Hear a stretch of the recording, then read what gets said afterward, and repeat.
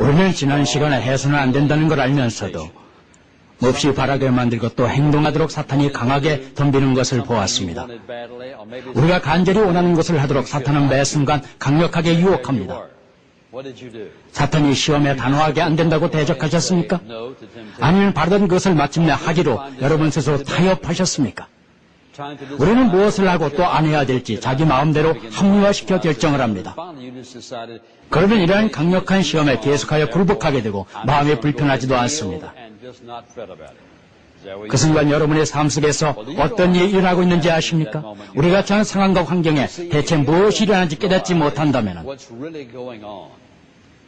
똑같은 것이 되풀이되어 우리는 똑같은 방식으로 대처할 수밖에 없습니다. 여기서 똑같은 방식이란 패배의 방식이며 이것은 여러분이 원하는 삶이 아니고 하나님이 원하시는 것도 아니며 헛된 것입니다. 여러분의 삶에 무슨 일이 나고 있는지 깨닫지 못한다면 계속해서 같은 일을 반복하게 되고 그 이면에 감춰진 것들을 결코 발견할 수 없습니다. 오늘 말씀드리기 위한 주제는 바로 우리를 향한 사탄의 공격입니다. 사탄은 수많은 방법으로 우리를 공격합니다. 성경 속에서 사탄의 전략을 보도록 합시다. 사탄은 어떤 일을 꾸미고 우리를 어떻게 공격하고 있습니까? 무엇이 우리를 실패하고 넘어지며 굴복하게 만듭니까? 사탄이 어떻게 은밀히 직접적으로 우리 삶 속에서 일하고 있는지 안다면 여러분은 훨씬 더 만족스러운 삶을 살게 될 것입니다. 에베소서 6장 10절에서부터 12절까지 보겠습니다. 정말로 너희가 주 안에서와 그 힘의 능력으로 강건하여지고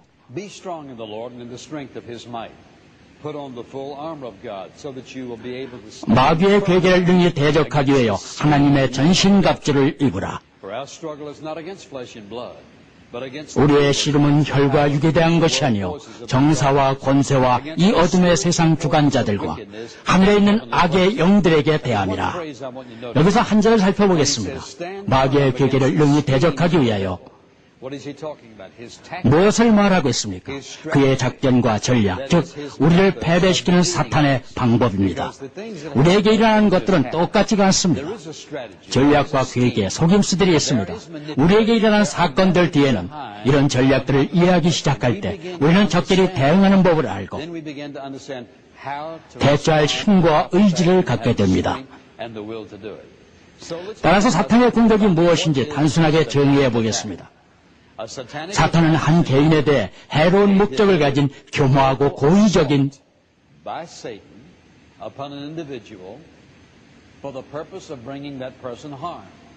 공격으로 우리의 마음과 정신과 몸을 해롭게 합니다. 사탄은 한 개인에 대해 해로운 목적을 가진 교묘하고 고의적인 공격으로 우리의 마음과 정신과 몸을 해롭게 합니다. 그러면 우리의 삶을 향한 사탄의 목적은 무엇입니까? 거기에는 네 가지 목적이 있습니다. 첫 번째는 하나님으로부터 우리를 멀어지게 하는 것입니다. 이것은 언제나 사탄의 목적입니다. 두 번째는 우리 스스로 우리를 향한 하나님의 뜻을 막는 것입니다. 사탄은 우리의 삶을 향한 하나님의 목적, 그의 뜻과 계획을 언제나 심하게 방해하려고 합니다. 우리를 하나님의 뜻에서 벗어나게 합니다. 사탄의 세 번째 목적은 하나님을 부정하게 만드는 것입니다. 불순종하는 삶의 결과로 하나님의 영광과 권세를 부정하게 만드는 것입니다.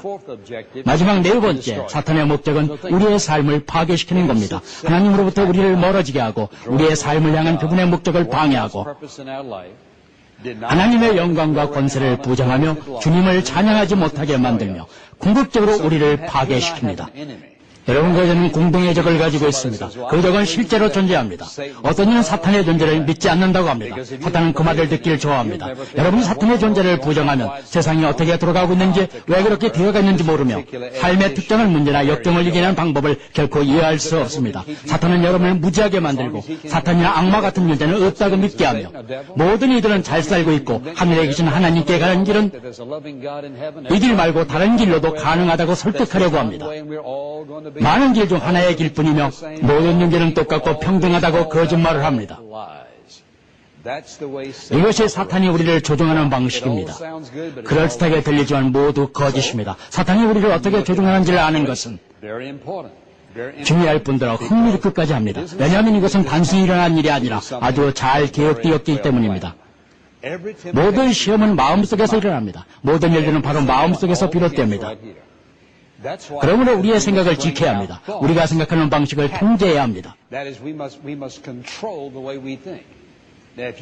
만약 여러분이 하나님을 믿는 사람이 아니라면 자기의 힘으로 통제하거나 때때로 그렇지 못할 수도 있습니다. 아마도 대부분 그렇지 못할 것입니다. 여러분은 생각을 통제할 수 있지만 강한 유혹과 시험이 다가오면 회피하거나 괜찮다고 하면서 여러분의 행동을 합리화시키곤 합니다. 성경은 낡았고 지금은 새로운 문화의 새로운 시대이며 모두들 그렇게 한다고 말할지도 모르겠습니다. 여러분의 온갖 생각들은 진리에 대한 여러분의 무지를 나타냅니다.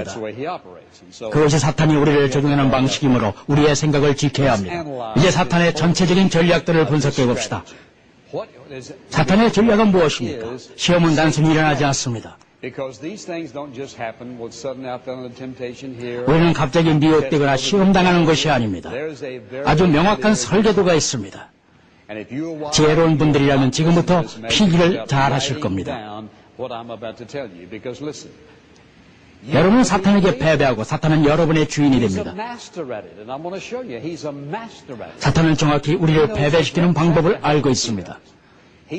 사탄은 아담과 하와를 완벽한 에덴 동산에서 패배시켰습니다. 또한 아브라함을 패배시켰습니다. 여러분은 어느 길로 갈 수 있습니까? 그러나 다윗은 말씀을 통해 걸어갔습니다. 하나님의 사람들은 하나씩 계속해서 사탄의 전략들을 무너뜨렸습니다.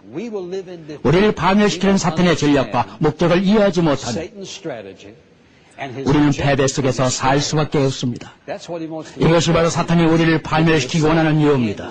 여러분이 구원받았다면 사탄은 여러분을 파멸시킬 수 없지만 하나님을 향한 고백과 증언과 마음을 확실히 파괴할 수 있습니다. 그러므로 우리는 우리의 삶과 처한 환경에 아주 조심해야 합니다. 사탄의 전략 첫 번째는 아주 간단하지만 매우 중요합니다. 그는 우리의 시선이 특정한 욕구와 욕망을 향하도록 합니다. 사탄은 여러분이 관심 갖지 않고 필요를 느끼지 않는 영역에서는 시험하지 않습니다. 그는 우리의 필요와 욕망이 무엇인지 압니다. 사탄이 모든 것을 다 압니까? 그렇지 않습니다. 그는 모든 것을 알지 못하지만 어느 정도는 대부분 알고 있습니다. 사탄은 우리를 어떻게 시험합니까? 그는 하와에게 하나님과 같이 되길 원하냐고 물었습니다. 이것이 꽤 멋진 질문입니다. 누군가 내게 하나님처럼 되기 원하고 그분이 가진 지식을 갖기 원하냐고 묻는다면 뭐라고 대답하시겠습니까? 또한 사탄은 예수님께 뭐라고 말했습니까? 40일간 주야로 금식하셔서 줄이고 지치신 예수님께 사탄은 뭐라고 말했습니까? 가장 첫 번째로 말한 것이 떡입니다. 예수님은 줄이셨기 때문에 필요와 욕구가 있으셨습니다.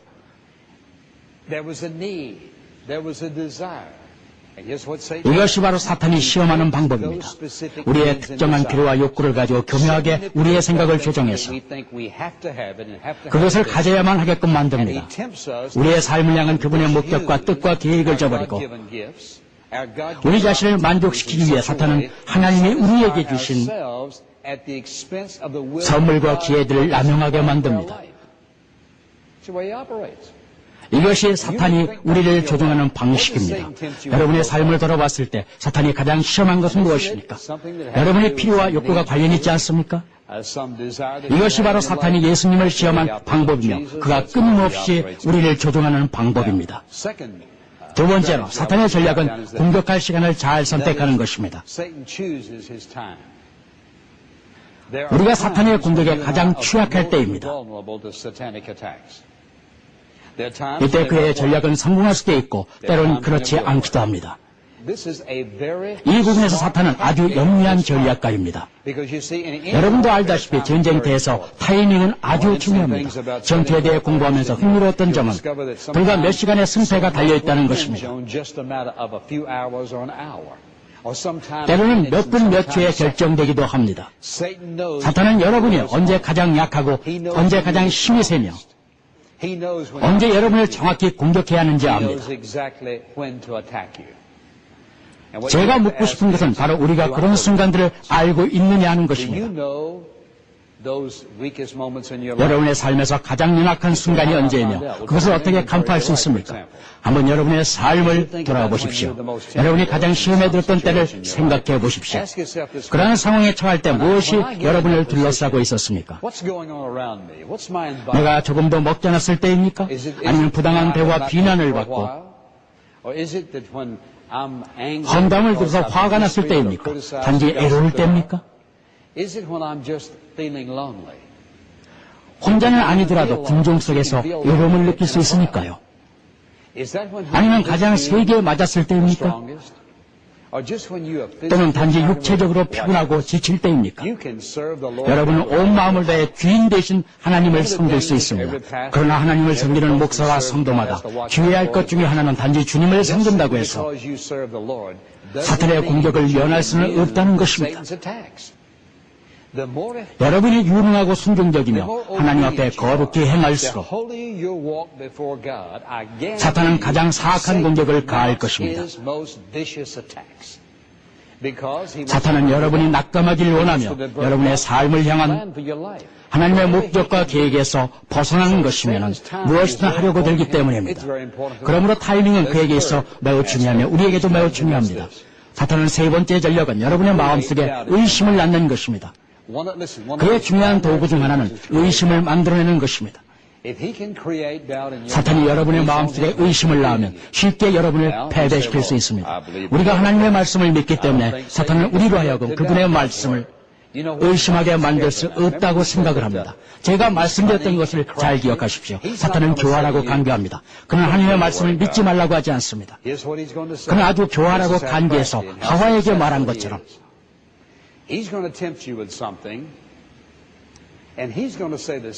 똑같이 여러분에게 말하고 있음을 아시게 될 것입니다.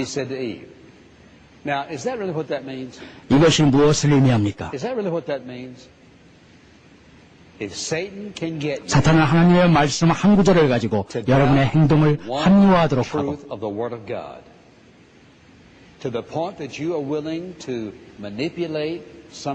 교묘하게 그 말씀을 바꾸어서 우리로 하여금 의심하게 만듭니다.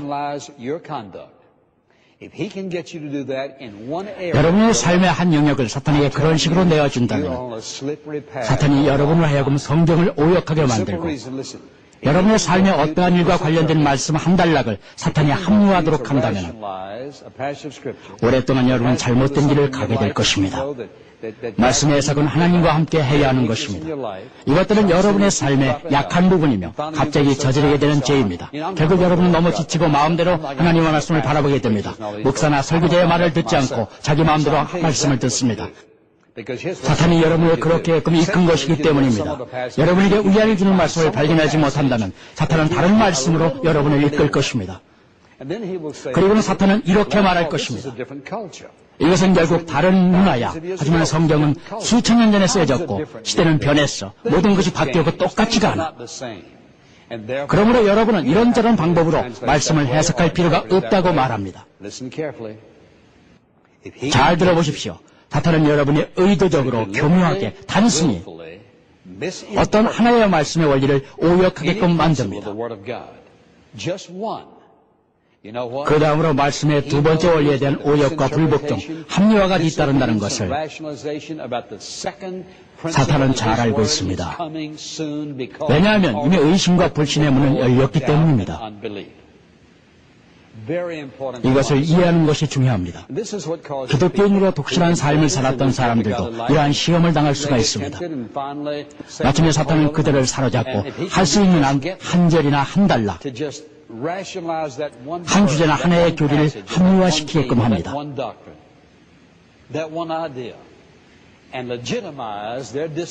불복종을 합리화시킵니다. 두 번째 불복종하는 것은 쉽습니다.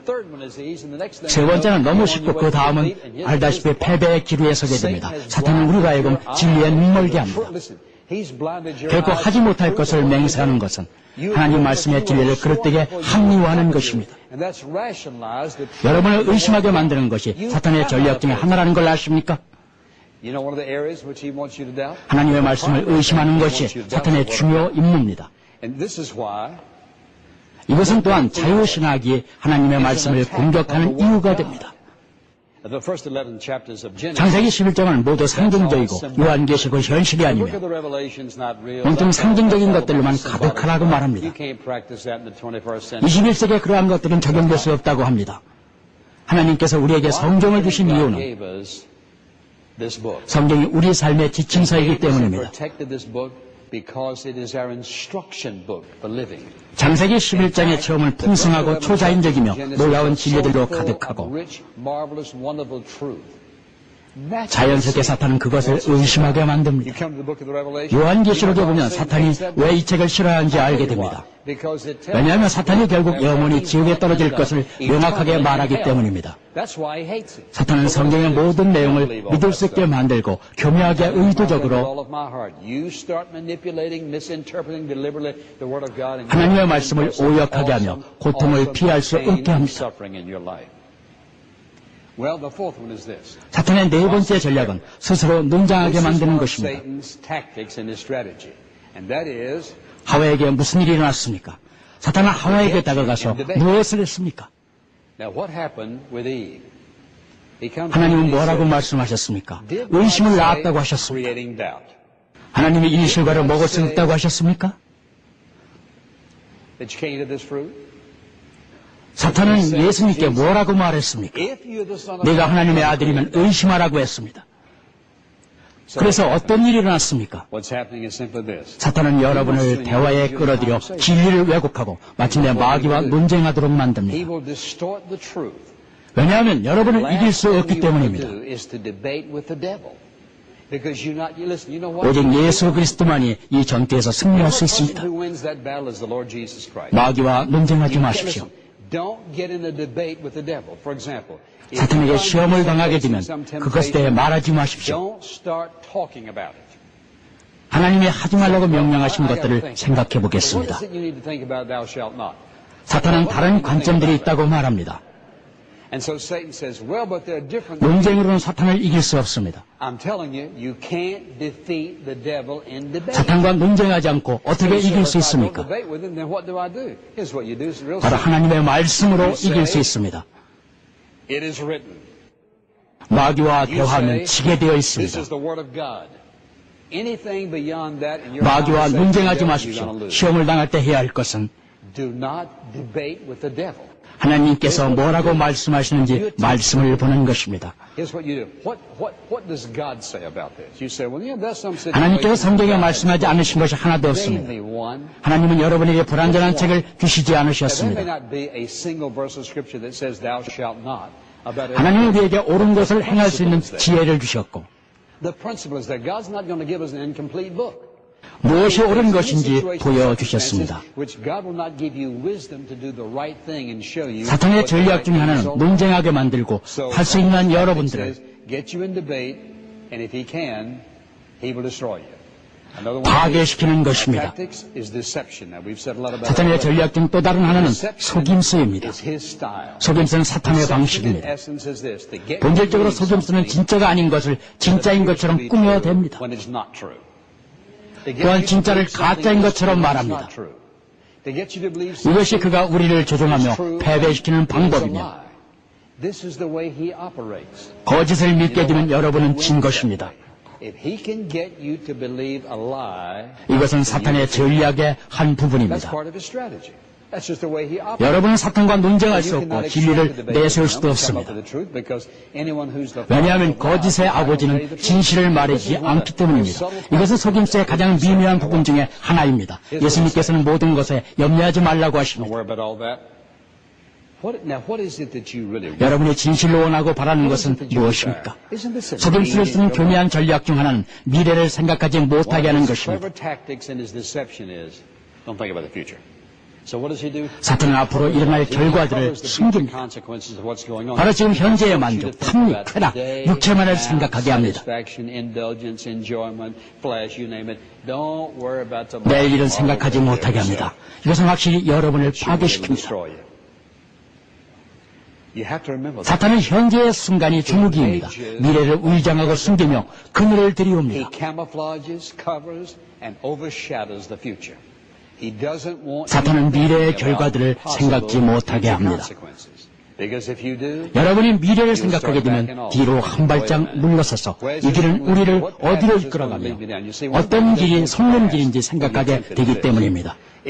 사탄은 우리가 시험당할 때 우리가 선택할 결과에 대해서 생각하지 못하게 합니다. 사탄은 그러한 질문들을 하지 못하게 합니다. 우리의 마음을 현재의 필요와 욕구에 국한시키기 때문입니다. 하나님이 인도하시는 생명의 길을 바라보면 우리는 결코 우리의 삶을 온갖 종류의 파멸로 이끄는 속임수와 죄의 길을 가기로 선택할 수 없을 것입니다. 사탄의 속임수를 믿으시겠습니까? 사탄은 미래가 아닌 오직 현재에 대해서만 생각하길 바랍니다. 여러분이 상상하는 것 이상의 결과들, 여러분이 하나님을 믿을 때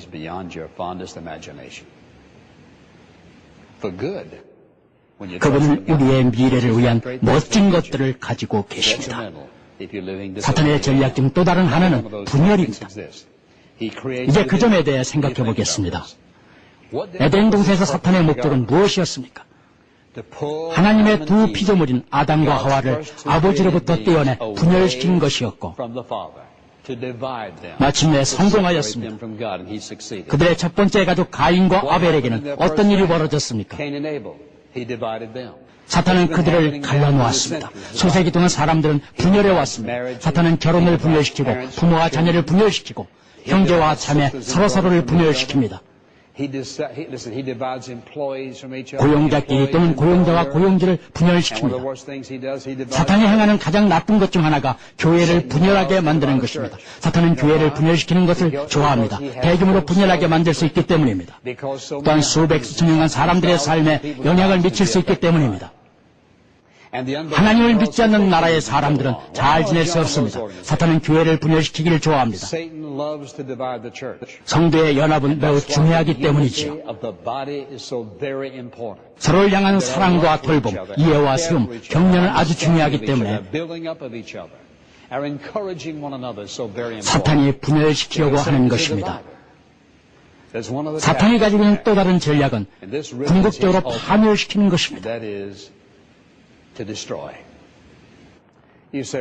많은 비기독교인들이 아주 행복하고 평안한 만족감을 누리는 것처럼 보입니다. 그러나 여러분은 그렇지 않습니다. 많은 비기독교인들이 기사 1면을 장식하며 삶에 만족하고 행복을 누리는 것 같습니다. 사탄은 여러분을 붙이며 평화와 기쁨, 행복과 만족감을 빼앗고 죄를 짓도록 더 큰 욕망을 불어넣습니다. 사탄은 여러분의 삶에 필요를 만들고 궁극적으로 여러분의 삶을 망치는